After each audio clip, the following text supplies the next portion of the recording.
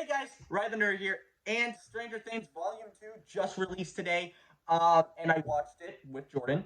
And so yeah, uh, this is gonna be a little hard than I usually do for my reviews of movies and TV shows. So I did review Volume 1, so which you can check that out. It's on my channel. And I said I was going to review Volume 2 when it came out. So I watched it with Jordan, like I said. And I gotta say, it's even better than Volume 2. 1, I mean, because I'm so excited that it's better. It's so much better. It's so much better than Volume 1. Can you believe that? Okay, just a minute. Okay. Before I get into why this such is so better than Volume 1, what? Can you believe that? This is a little weird. Okay, so I don't know why they decided to release two final episodes after Volume 1. Like, it's very weird, right? Like, there's like having two final episodes by themselves and not with the main, it just doesn't work. So I put a little skit for you guys to get an understanding of what I think the people working on Stranger Things were doing or probably thinking to themselves when they're like, we gotta release these two episodes somehow. This is what I think. Play the clip or roll the garbage, whatever you want to call it. Just play it, whatever. All right. Woo! Finally, after a long while of filming this episode, filming this season, we finally get to release it in a week. Man, can't wait. After all those COVID restrictions and all that, we finally get to release it. So, guys, is all the episodes wrapped up? Everything cleaned up? Are we ready for a release date in about a week? We got a week before we release it on Netflix. Is everything good? Well, not exactly, sir. What do you mean, not exactly? Come on, spill it out. I don't got all day. I got a meeting with the Netflix execs in about 12 minutes, so hurry up, please. I don't have all day. We didn't get to film all the episodes. Didn't get to film all the episodes? Oh my god, don't tell me this is another COVID-related thing, is it? No COVID. No COVID at all. Oh, thank god. So what's the problem then? The problem is the release date. The release date? What's the matter with the release date? Well, you did say that you wanted the release date to be June 23rd. And that's in about a week. Oh no! How many episodes are complete? Good news is we did get most of the season done. Oh, thank God. So how many episodes are missing then? The final two. No, we're not going to get those two episodes done before the release date. Well, we could postpone the release date. Postpone? You want to postpone the release date? Well, that was all the way. We can't get those final two episodes filmed with a week. It's just impossible. No way. We have to postpone it. No, we are not postponing the release date. This season has been in the making for 2 years. If we postpone the release date, there's so many things that could go wrong for us that I don't even want to see. Just think about it. Videos everywhere on TikTok, Instagram, YouTube, freaking Twitter, whatever. Everybody's going to be extremely pissed. And the Netflix execs have already been patient with us enough because we needed enough time to film this because of the 2-year delay. If I go to the Netflix execs and say to them that we need to postpone the release date because we didn't get the final 2 episodes done, man, so many things will go wrong. Our funding will be cut. Their patience will be run dry.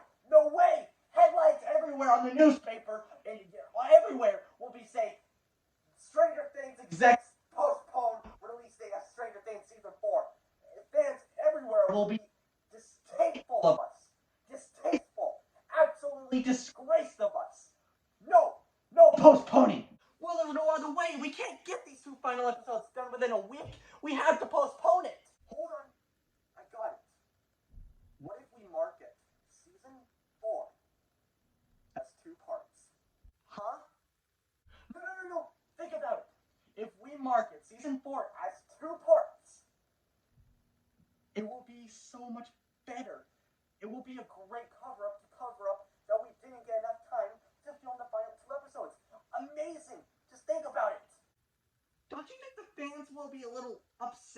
releasing season 4 in 2 parts? I mean, some, yes, but some won't. Because if we release, think about it, just think about it, scratch what I said before, think about it. If we release the entire season at once in a week on the release date that's supposed to be, the hype will just die down in like a week, 2 weeks at best, and nobody will care about it until we announce the next season. But if we split up into 2 parts, the hype will last so much bigger. It will be tremendously huge because people will get talking about it more and theorizing about what the final 2 episodes are going to be like. It will be extraordinary, I guess. Alright, it's settled. I want those episodes released on the release date in a week, and I want those 2 final episodes filmed in a month. And so yeah, that's all I have to say. And I got a meeting with the Netflix execs in 2 minutes actually. So I'm gonna tell them the great news, and hopefully I won't get murdered by a demo version. Alright. See you later. So yeah, that's obviously I don't think that. I mean, in the back of my mind I'm probably like, yeah, that's probably what they're thinking. Or what they were like. But yeah. Volume 1, I thought Volume 1 was good, but that's all I say. I don't explain why it's good, but if you're wondering why it's good, but you can go check out my review of Volume 1. I'm a master of plugs, can't you tell? But anyway, so Volume 2, on the other hand, is fantastic. It is so much better than Volume 1. Beyond. Mostly the last episode is all wrapped together very nicely, and it's just so much better than the entirety of Volume 1. So let's get right into why I think Volume 2 is so fantastic and better than Volume 1. So let's roll right into the pros. I mean, I keep on saying cons. Roll right into the pros.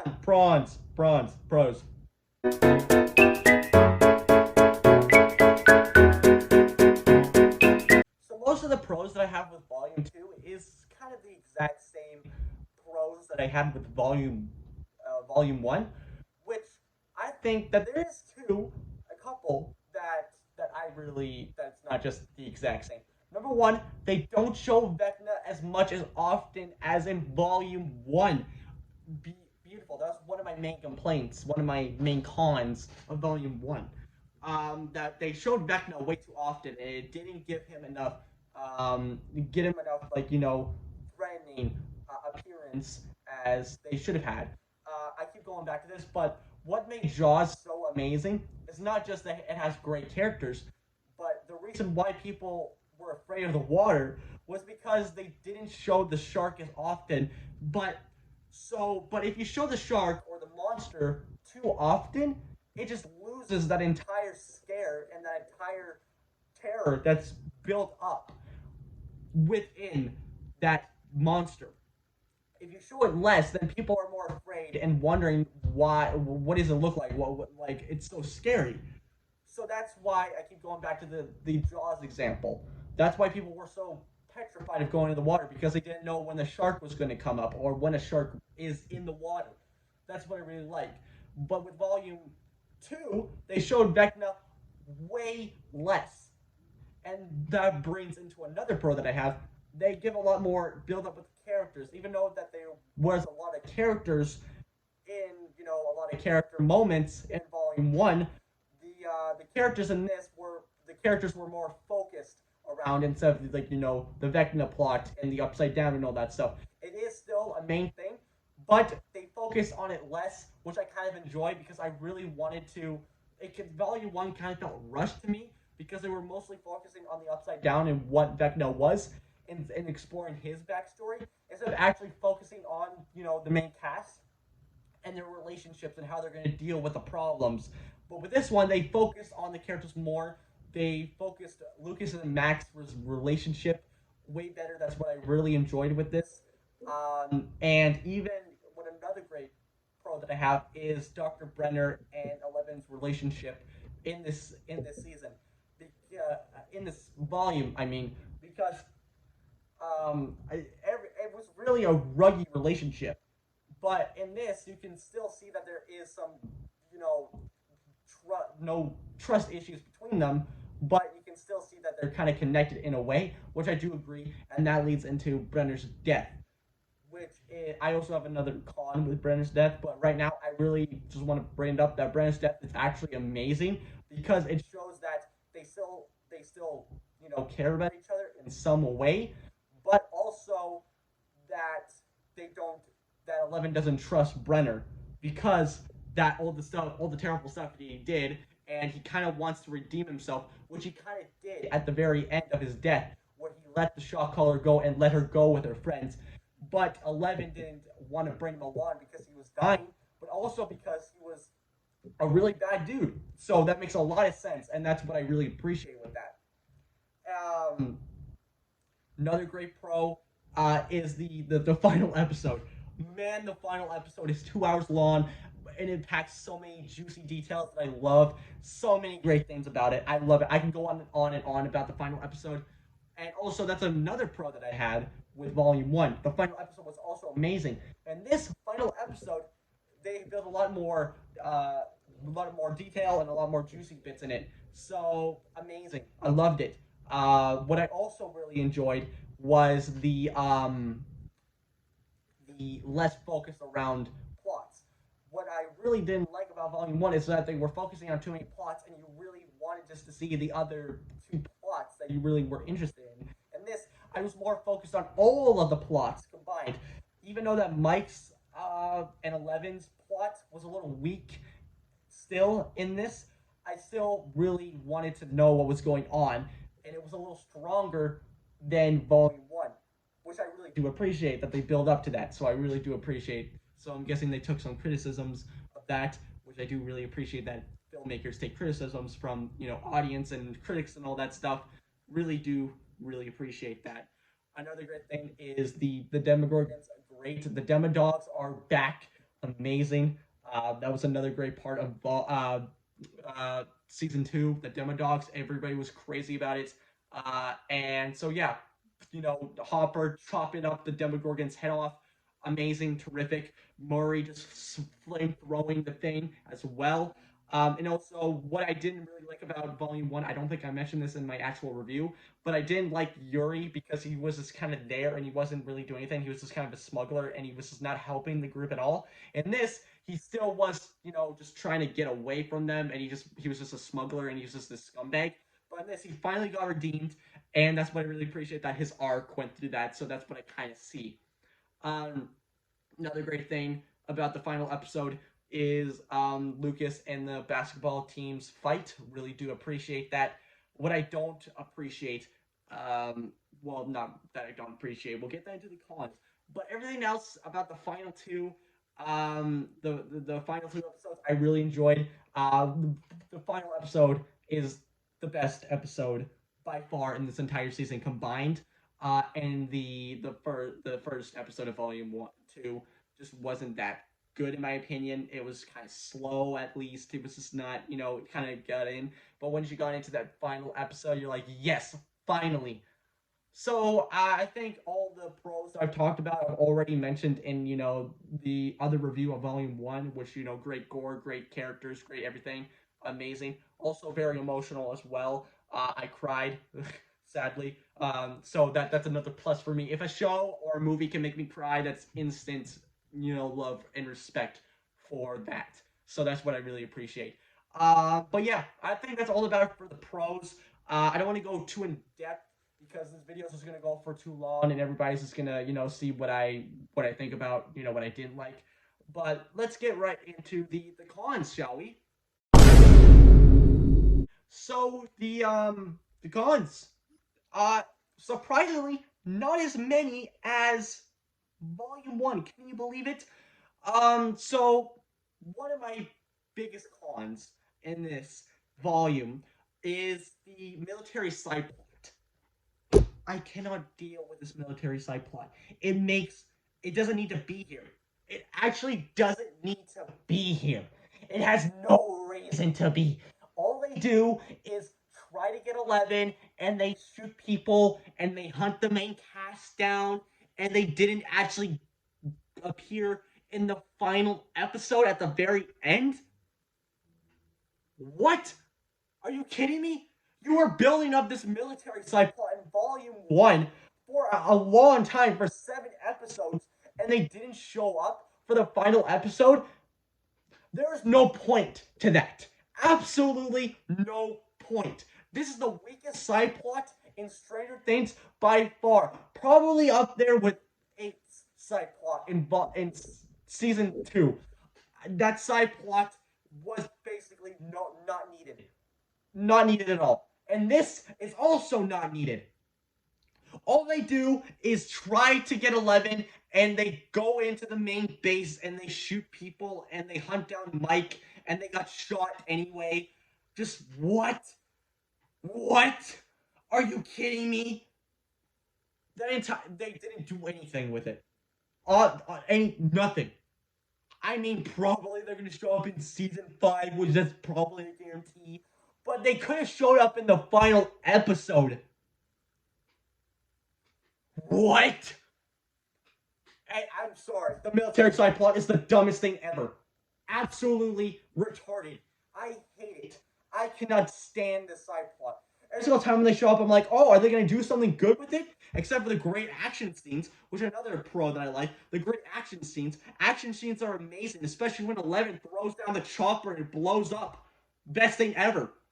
Tension as well, by the way. But this, that's all they do. Show up and shoot people. Nothing. Didn't do anything. Oh my god.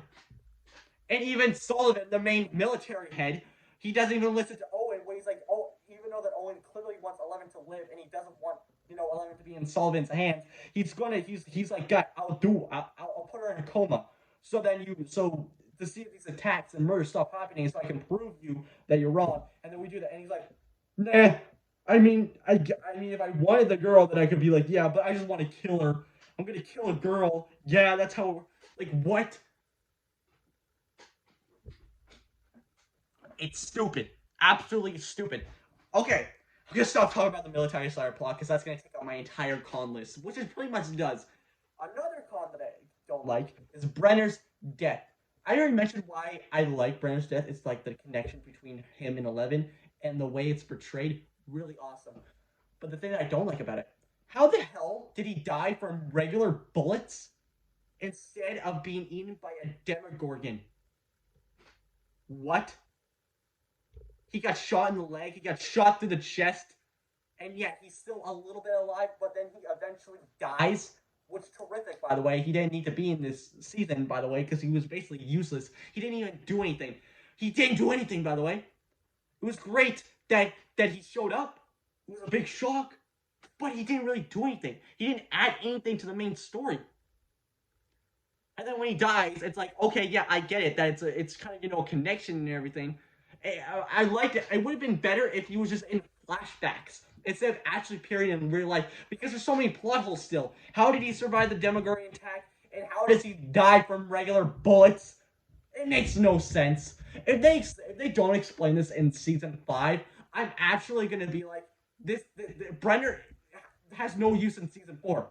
Absolutely no use. They could have just showed him in flashbacks with the Vecna thing and everything, and that would have been fine. And everybody would be like, oh my god, he's alive. He's in flashbacks or whatever. But why did he show up in here? Just a backstabber? Wow. Great job. Oh my god. Another con that I had, especially, I didn't mention this in volume 1 of my review, but I don't know how the town is so convinced. They were convinced so easily by the basketball team. The basketball team went to the town hall. They're like, guys, there's a call out there that's causing all these murders. People are floating up and dying in weird places, and everybody's like, we're going to listen to the basketball team because they're famous around here. We clearly like them. Like, what? At least in the previous seasons, they weren't smart by any means, but they weren't dumb.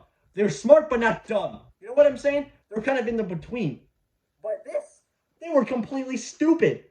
And one guy's walking his dog, and he sees in like the final episode, he's walking his dog, and he's seen like the plot. He's like, "Oh man, gotta warn the basketball team so they can murder some kids." Also, another weird thing. Um, why did uh the guy tackle Lucas's sister, Erica? That was really weird, by the way. She's like 12. That's really weird. And good thing that she kicked him in the balls. And so yeah, uh, just so weird. I don't get there. At least there's not many as cons. Those were like the biggest ones. Three big ones, in my opinion. Just three big cons right in the middle of this. At least that it wasn't like in there. Pros again, fantastic. Some of the pros that I've already mentioned in my other review. What I really like is Eddie got redeemed and everything like that. Just amazing. He didn't run away.